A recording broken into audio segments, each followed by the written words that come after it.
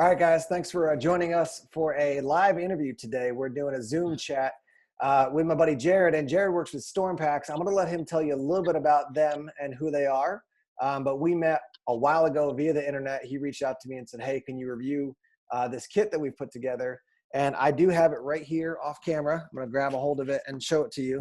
And this stays in my house, ready to go. So if I do need to load people in the car, meaning my family, and get out of Dodge, I've got this thing ready. So Jared, nice to meet you, I guess officially, sort of officially face-to-face here, but tell us a little bit about you, your background, and how you, and I think it's a family member, right? You guys work together to make Storm Packs. Tell us some of the background on you guys.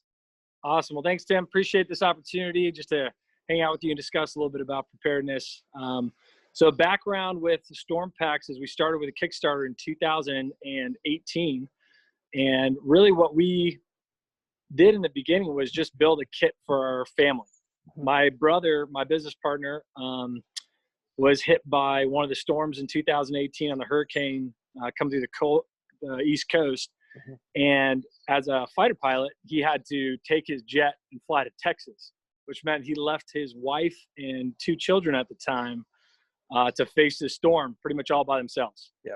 And just 5 minutes down the road, families were having to leave their homes because of excessive flooding.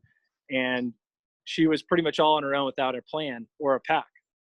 And so having a background myself in special operations in the military, my brother asked me to come check out the pack he had made. And so I came, we did some refinement. We got to the point where I thought it was really awesome. My wife turns to me and she's like, why don't we have one of these in our house? And so I immediately built one for us, and slowly family members, friends started asking us, hey, what should we put in ours? We'd love to do something similar. So that's when we launched the Kickstarter. We just wanted to start off by helping our friends and family. And that kind of evolved into where Storm Packs is today, which is what we hope to be the best emergency pack for any family in the United States. Yeah, and if anybody digs around on their website, and I'll pop it up right here so people can actually see the website a little bit, but it's, when you look at the images on your website, it's like, here's a picture. I don't know if that's one of your family members, but it's like somebody putting something in the back of a car. It's at the office. It's not these kind of zombie apocalypse scenarios. It's like real life stuff that could really, really happen, which again, we talked about this before, but I do think some people, they live in a place where they're kind of, I don't know, I'll be unkind, but they're dreaming of a scenario that's not likely to happen. And I feel like what happened to your brother is probably more likely: a hurricane, a tornado's coming through town, right? Like that's what we want to actually have people be prepared for. And that's what you guys build your kits around, right? Like something that you can grab and get out of town quickly. Correct. Yeah. We don't think the zombie apocalypse is coming anytime soon. And as fun as that would be, that's not our intention at all behind the kit. So we plan for anything from an everyday emergency. My kid falls, scrapes their leg, they got a really bad bleed or something like that. I know right where my med kit is in my pack. I can go there immediately, grab it. Or if a hurricane comes through, a fire comes through, something tells me, hey, I need to leave my house, I need to leave quickly, I know exactly what's in that kit. I can grab it and I can go. Yeah. And it's funny you mentioned, not funny, but interesting you mentioned fire, because you know, the fires in Australia and the ones out in California not too long ago, you didn't have a 6-day lag. It was like people showing up at your door and saying, you need to get out now. It's coming down the hill. It's going to be here in half an hour, 15 minutes, right? That was quick turnaround for those people, right? And so many people think that scenario, oh, that's never going to happen to me. That's just at some random place. But disaster, emergency situations, they happen to us when we least expect them. I mean, we're in that situation right now with COVID-19. Right. We thought, oh, that's in China. You know, that's not going to happen to us. Here we are. Yeah. So talk about when you guys are putting a pack together, what are some of those basics? Let's start out with what the basics are, and then maybe give us some thoughts on what you feel like some people kind of overlook that you think are really essential items. Yeah, so according to some of the recent data done on emergency natural disaster situations, over 90% of all fatalities occur from 3 things. Lack of medical attention. So somebody doesn't have the proper either medicine, or they bleed out, some issue with having a good med kit on them. Bad water. So they'll go to drink the water that's around them because they're it's an emergency situation. There's no running water, no purified water. So they drink contaminated water, and from that they contract a disease, or they run out of food. Those are the three highest globally reasons for fatality. So as far as the basics go, we say you need to have a minimum of water, food, and a med kit. And so our basic kit includes all three of those things. And from there, we kind of go on to the complete. But even in the complete kits, we try to foster everything around towards that idea of what is a realistic event that I might go through to face in a modern survival situation. Right. All right. So you got those three basics. Why don't we talk on the other side? When you talk to people, because you're constantly having conversations on these topics, what do you hear people saying? You know, what are you finding for people that's like a main focus for them, and you want to be like, maybe you need to reorient yourself because that's not a top priority? What are people distracted by? Yeah, I think a lot of people are distracted by the gear, unfortunately. And it's a problem because I love gear. I'm, a special operator. I have so much gear. I have bins of gear in my garage. I have bins of gear at work. I love it. The problem though is that while gear is great, gear isn't going to actually help you in a situation where if you're out of food or water, you can have the coolest multi-tool in the world. You're not getting water from it, right? Not unless you're near a cactus or something of that sort. Yeah. But I think coming back to the basics of understanding what is a real situation, for the sanity, so right, and then respond to the situation. Also, how do I ensure myself and my family are going to be taken care of and provided for to get me through whatever that situation is that we're facing. So I think the biggest distractor is people always want to know what's the biggest knife or the biggest or the best the best e-tool, and those are things that we focus on because in a modern survival situation, that's not as relevant. Right. Yeah, it's funny for me because where you're in warmer weather. I'm a little bit cooler weather here, but in New Hampshire, I always say to people, my number one thing is fire. If I'm lost in the woods, you make a big enough fire, even if it's snowing, you can still stay warm. So survival knife, all those things are secondary. I'm talking about like a hunter gets lost or a hiker gets injured. That's number one. That's super practical for me, as opposed to I like a nice knife like anybody else, but I want to stay alive, not die with a really cool knife in my hand. Like that's not the option I'm going for. So yeah. So talk a little bit about you guys when it comes to, because when we first started, you sent the Duo to me. I checked it out. I offered some feedback, and then you guys were saying you're offering some customizing options so people can add what they want specifically to their pack. So speak to what you guys are offering. Yeah. So we started the storm tailoring portion of our website, and it's funny, actually, we're doing a couple orders right now for some individual kits that people want customized. Mostly what we find for there is people want a vehicle kit that's robust. And so we're designing these kits to fit specific vehicles, everything from, a jump starter, portable jump starter for that engine block that they have in their car, to talking about what kind of jack do they need to get their car up to change a tire, or how can we utilize your car as an emergency shelter in the event that you hit a storm or something and you need to utilize that vehicle. So that's what we're doing on that tailoring side. And then for the home kits, we're incorporating some things that if people do live in a colder climate and maybe our sleeping bag, which is only rated to 48 degrees, maybe we need to include a little bit something higher up than that. Maybe we even need to include a tent. If someone's afraid, lives out in the middle of nowhere, and they want to have some shelter, portable shelter item, that's something that we can always include. Yep. And so what we do is we work with tons of suppliers to find the best prices on those. And really, we don't take much of a profit at all on acquiring the items. We just use our branded products where we get our product pricing from. Yep. Yeah. And talk about, I'm sure you hear this from people when they see your pack and they see the gear.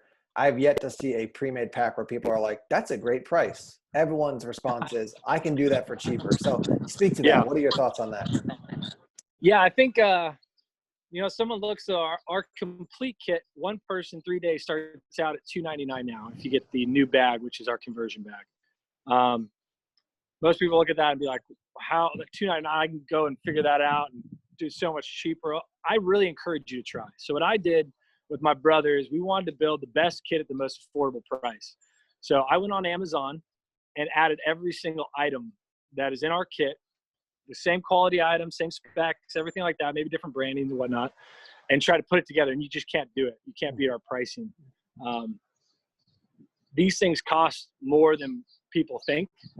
And it's just the bottom line truth. Once you pack all that gear in there, you realize, well, some flashlights cost over $300 just by themselves, or some knives, they can be up to $100. And you really, anytime you sacrifice price, you're going to sacrifice quality and how it's going to work.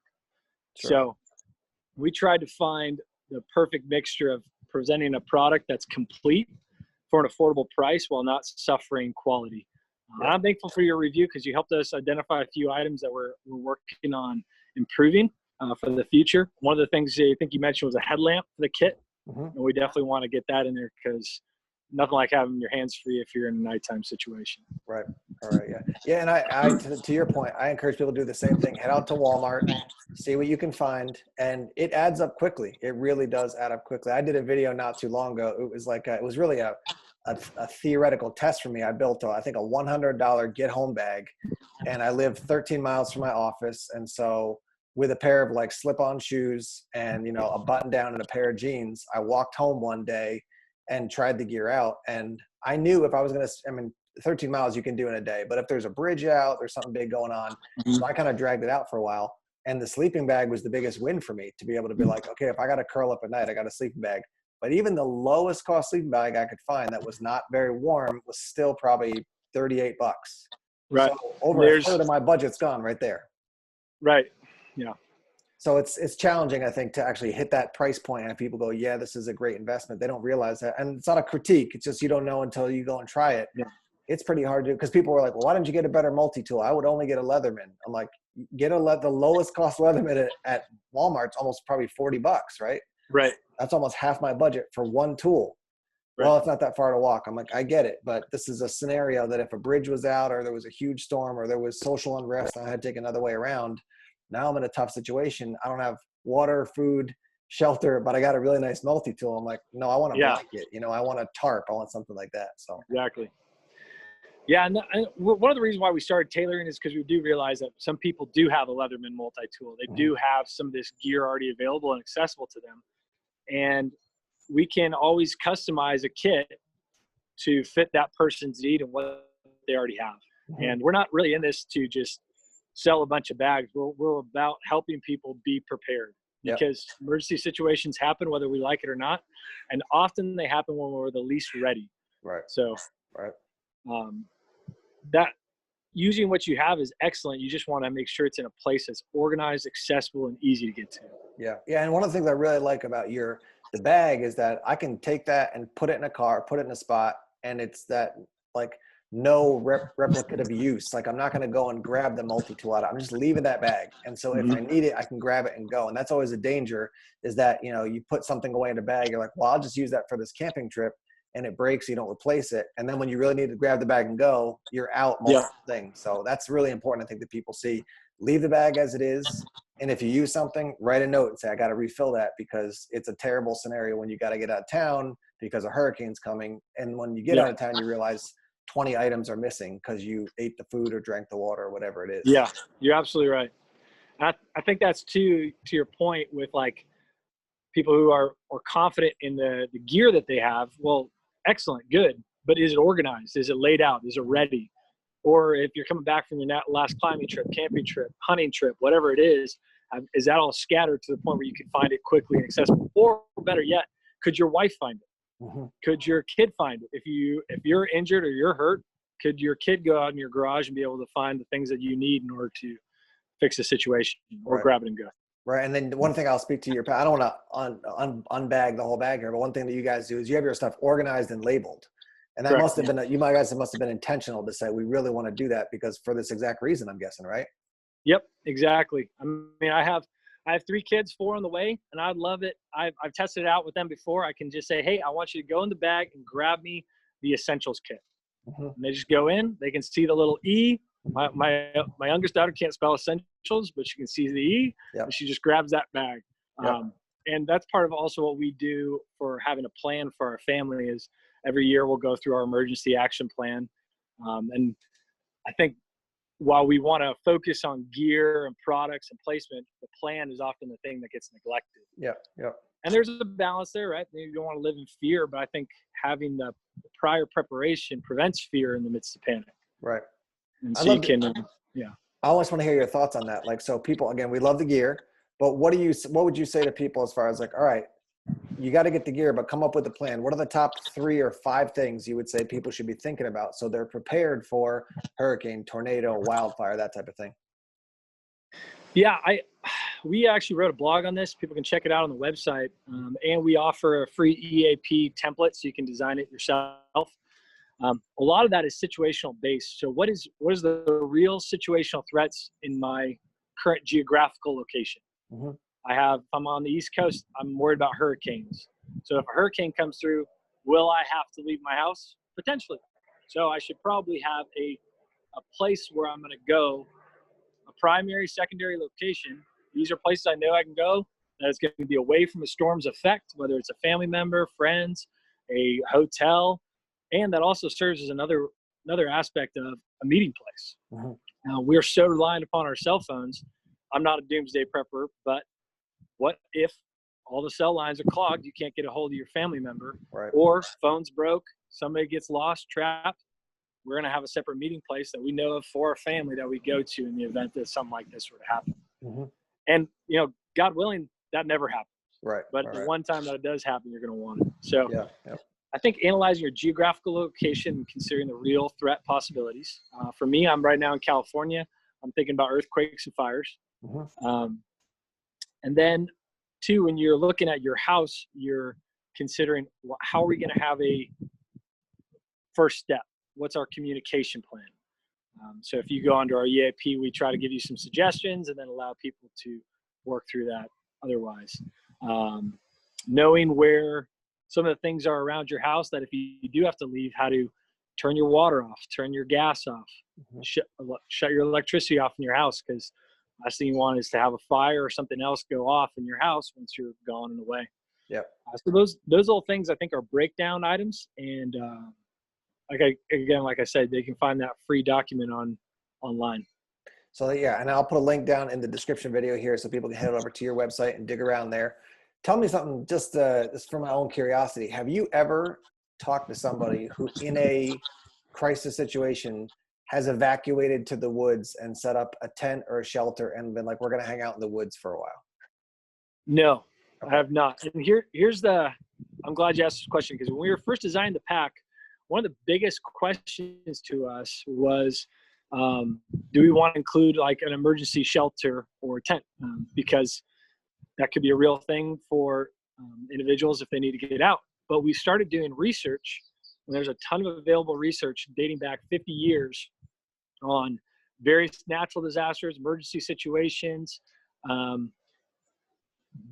Has anyone had to go into the woods to survive where they couldn't go into a city, they couldn't find a neighborhood, they couldn't go into a local town or contact a neighbor? And I couldn't find a single source. Mm-hmm. There was a couple recorded in different third world countries of people who are displaced from tsunamis. Mm-hmm. But as far as like in a first world European American context, there aren't those stories that I found. Mm-hmm. And so that was part of what we've done in the creation of the bag and preparing it for a modern survival situation. Yeah. Yeah. And we talked about this before we started here, but that you're thinking about modern survival again, not like back in the 1700s or something like that. Right. Right. Yeah. So when it's funny you say this, because my first emergency bag I ever built, I had the tent and the sleeping bag and all these things. And then I thought to myself, when am I going to be, like, I live in New England, when am I going to be in like northern Vermont, northern Maine, with like, just like I'm in my business suit, but all of a sudden my car dies and I have to use my stuff in my bag. If I'm in that part of the country, I'm going to probably have a tent and I'm hunting or I'm fishing or I'm camping. And so I have a lot of it and I want to have supplemental stuff, but I just started to say, this is just not, I build a lot of my bag around my car and getting back home. Like, do I have road flares and something to signal people and, jumper cables and all those types of things. my most likely scenario is that my car is going to die on the side of the road, and I'm on a back road of New Hampshire, and it's going to take me 7 hours to walk home. So I'm going to wait for AAA. That's more likely. To your point, it's less likely I'm going to be like, I got to set up shelter and live here for 5 days. Like that's not a likely scenario. So yeah, which again, I appreciate that so much about you guys and your practical approach. It's not these kind of, dream scenarios. It's a more likely thing to happen. Now that being said, I want to ask you just a couple more questions before we wrap up here. You talk about the different areas where people live. So you're thinking about earthquakes and wildfires. Somebody else might be thinking about tornado or hurricane. Are there things kind of across the board that are, regardless of your environment, that you see people really need to focus on? And you talked about some of the gear things, but when it comes to mindset, I'd love to hear your thoughts on that. Like what do you see the strengths of people and some of the weaknesses of people when it comes to that mindset of being prepared? Yeah, I think the first place to start is just accepting and realizing that a disaster can happen. Okay. Yeah. Most people don't think it's going to happen to them. Most people think if it does happen to them, that the government will take care of it. Well, the 2018 to 22 strategic plan brought out by FEMA at the start of 2018 said, hey, we're not equipped to help everybody. In fact, the first responder is most likely going to be your neighbor or a family member. It's not going to be us, or it's not going to even be even a police force or fire department, because if that kind of situation does kick off, everybody's going to be task saturated. They're going to be too busy to be able to respond to every single individual need. And so I think accepting that reality, hey, something could happen. And just like we would plan for life insurance, if I die, I would want something for my family. If this event did happen, I want to have a plan and a pack in place. And that's what we've written on. Sorry, there's a couple helicopters overhead right now. You're good. We've written on that multiple times of just having a good plan in place that is covering not only just your geographical location, but your family needs. How does your finances play into what would be available to you in the event of an emergency situation? Okay. Can you survive a situation where you're unemployed for several months? What if there's no unemployment? Kind of like some situations that we're facing right now as far as preparation. Right. And those are the larger schemes, big picture issues. But again, that's just cultivating that mindset of having good preparedness. And how do you draw the line between paranoid and prepared? How do you think about that? Yeah, that's an excellent question. I think if your purpose is driving and you find yourself doing things that are irrational or illogical based upon fear, you're acting out of being paranoid. Okay. If you are, Tim, you still there? Okay, yeah, I got you. Lost you for a second. We're back. Had a little interruption there. Yep. When you're analyzing things logically, rationally, in time and place, according to what are the realistic threats around you and how you can mitigate those threats with the technology and the gear that you have at your disposal, I think that's where you're acting in the realm of preparation. I think that's just being a good steward of your resources, time, and management. If you find yourself obsessing over this, and this is something that you're continually thinking about, you can't play with your kids because you're too busy stacking your 5-year supply of food in your garage, that might be a point of being to the point of being paranoid. Our tagline is live ready to live free. The idea of having a plan in place with a pack or some form of preparation so that you can enjoy moments more freely, knowing that you have that security in place. Right. All right. Yeah, I like that. That reminds me of Jocko Willink's line of discipline equals freedom. Right. So there you go. Yeah. Make the choice now so that you can be freed in the future. And one of the subtexts that I know you and I both believe in firmly is that you got to have community, right? So if I'm moving from prepared to paranoia, I got to have somebody being like, dude, I want to have a conversation with you, man. I love you enough to say you have gone too far. And so come back to reality. And if you live in paranoia the whole time, to your point, you're just living in fear. And now I'm prepared and I'm crippled as opposed to actually I'm living life. I want to live life, just live in this total paranoia the whole time. So, all right, why don't we go ahead? Sorry, you were going to say something. I was just going to touch on that last piece. And this would be to my friends who would maybe not consider preparation worthy pursuit would be that other aspect of community. You're not just preparing, and how I look at my house is I'm not just preparing for myself and my family. I'm also preparing for my neighbors. Right. I want to be able to have things available to be able to help them just as much as I'm wanting to prepare and help my family. Yep. Yeah. Yeah. That's a good word. Yeah. I remember back when Hurricane Sandy hit the East Coast, that was the thing for me. I just made a short video. I was just starting out, so not many people have seen that video, but I just said, are you prepared enough that you can go help the old lady down the street? What if she had a tree fall on her car? Could you help get it off her car, or cut up a tree, or make sure she's got some blankets and some extra food? If it's not just about you, it's about the people around you as well. Absolutely. I want to close here by kind of giving you a chance to, what would you tell people as far as relation to you guys in particular? So tell them your website, tell them where they can go, tell them particularly what you guys are offering, just so they can be thinking about what resources you guys have put together. Yeah, you can go and visit and check out our stuff at www.stormpacks.com. We've tried to keep our website up to date with both blog entries, new gear items, and make it as user-friendly as possible. So one of the features that we've added recently is people can add a little bit of adaptation into their kits. They can choose between 1 to 6 people for a 3 to 7 day pack. Mm-hmm. And then if those things don't match up with what you need, then we can also do tailoring solutions individually ordered. And how that works is very simple. Pretty much you just shoot us an email with, hey, this is what I'm looking for. Some of the staff will respond back with a couple questions to try to get some specifics. And then we'll recommend 3 different options based upon price. So a light, medium, and complete option. Okay. And those are some of the services that we offer. And really, we're not a big company. We're a startup, military made, family orientated. And the whole point of this is we just want to help as many people as possible be prepared. Mm-hmm. And prepared in such a way that addresses real threats, real situations, not just like we've been talking about, not just the zombie apocalypse. Right.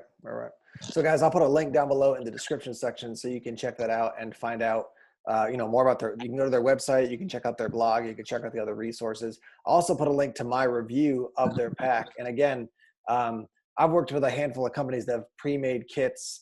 This is it's probably the most complete like family kit. I think there's other individual kits for like wilderness survival scenario.